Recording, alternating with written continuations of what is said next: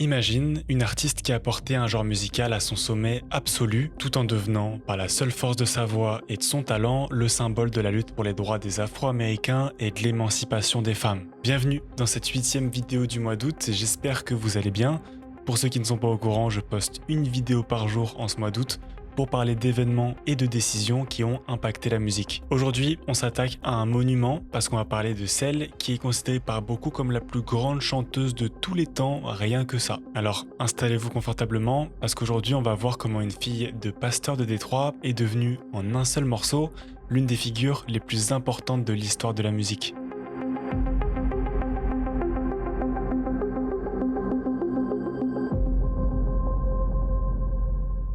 J'ai mis des extraits musicaux donc la vidéo n'est pas monétisée, c'est le jeu. Si vous voulez soutenir gratuitement ce défi d'une vidéo par jour, un petit abonnement ici et un coup d'œil à ma chaîne secondaire pour en savoir plus sur moi. Merci pour le soutien et maintenant, place à la vidéo.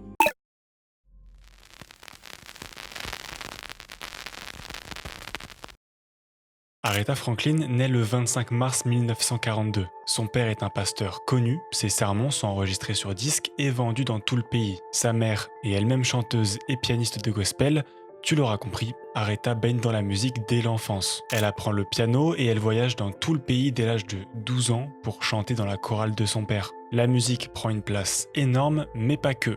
Son père n'est pas qu'un pasteur, c'est un activiste des droits civiques. Pour vous faire une idée, il est pote avec des grands noms comme Sam Cooke et Martin Luther King, deux des noms les plus connus en matière de défense des droits des Afro-Américains. Très vite, la petite Aretha met tout le monde d'accord. Elle a une voix extraordinaire, un talent piano complètement fou et elle est hyper en avance sur son âge. On est en 1956, elle n'a que 14 ans et elle enregistre déjà son premier disque.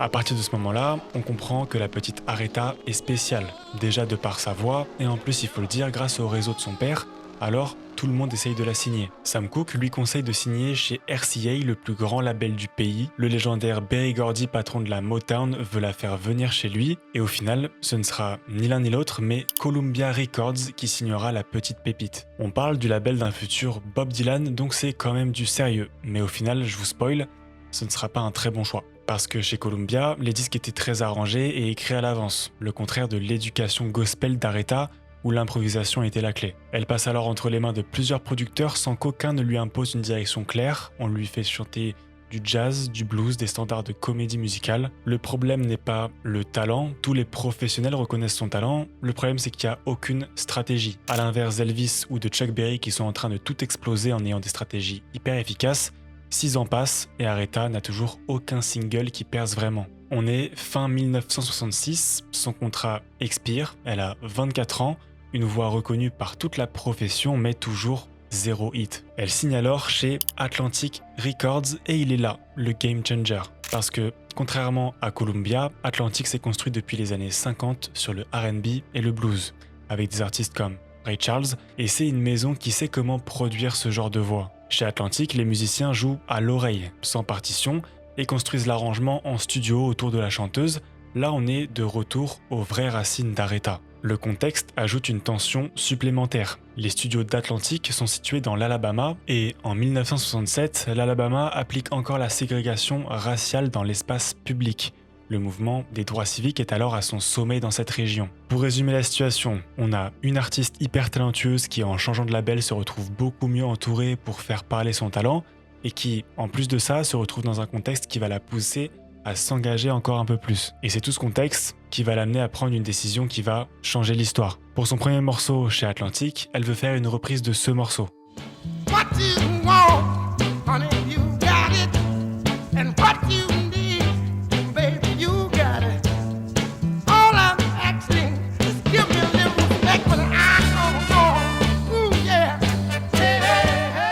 Ce morceau avait eu un succès modeste en atteignant la 30e place du classement pop. Otis Redding, il parle d'un homme qui demande à sa femme de le respecter quand il rentre du travail, tout ça sur un tempo assez lent. L'idée d'Aretha n'est pas de faire une reprise classique, mais de modifier le tempo et les paroles. Elle fait passer la chanson du point de vue de l'homme à celui de la femme, et ce n'est plus une demande, mais une exigence de la part de la femme vis-à-vis de l'homme. Tout ça en accélérant le tempo, en y ajoutant des voix et un saxophone, ce qui donne au final un morceau assez différent de l'original, beaucoup plus funky et moderne.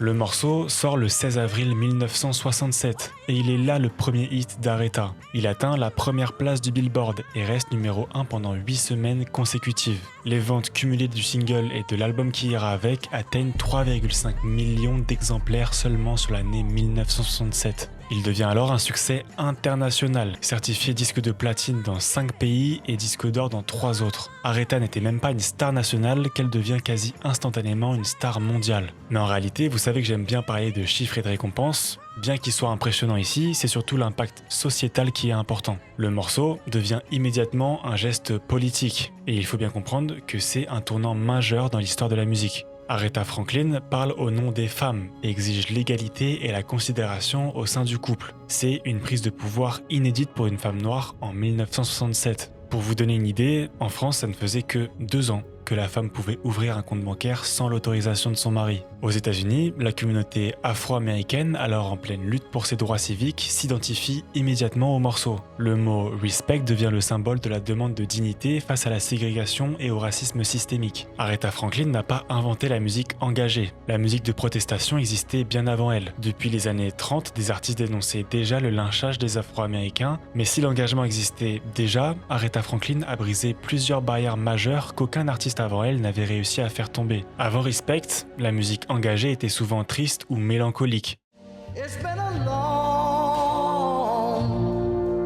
long time coming, but I know a change gonna come.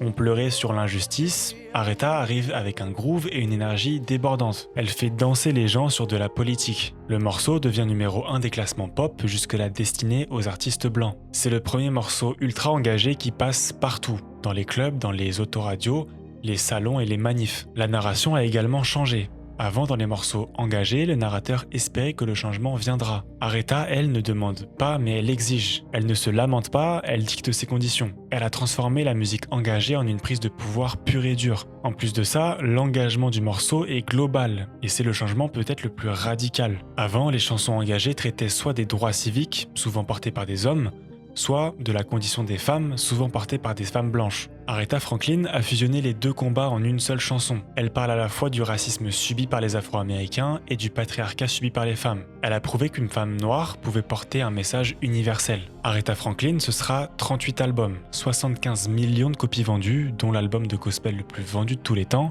18 Grammy Awards dont 8 d'affilée de 1968 à 1975, un véritable monopole. En 1987, elle devient la toute première femme à être intronisée au Rock and Roll Hall of Fame. Et selon le magazine Rolling Stone, l'un des plus respectés de l'industrie musicale, Respect est le morceau le plus important de l'histoire et elle est la plus grande chanteuse de tous les temps. Elle décède dans sa maison de Détroit le 16 août 2017 à l'âge de 76 ans. La musique soul a été créée dans les années 50 par des pionniers comme Ray Charles et Sam Cooke, en mélangeant le gospel et le blues. Aretha Franklin ne l'a pas inventée, mais elle l'a portée à son apogée, devenant la reine de la soul. Elle aura donné une voix aux luttes des Afro-Américains et brisé le plafond de verre de l'industrie musicale à une époque où le pouvoir était exclusivement masculin, ouvrant la voie à toutes les divas de la pop et de la soul moderne. Demain, on parlera pour la première fois d'un groupe, et pas n'importe lequel, puisqu'ils vont transformer ce qui n'était qu'une simple compilation de chansons en une œuvre d'art totale, cohérente du début à la fin, avec le concept d'album moderne tel qu'on le connaît aujourd'hui. Ce groupe, c'est les Beatles, et on en parle demain, alors à demain.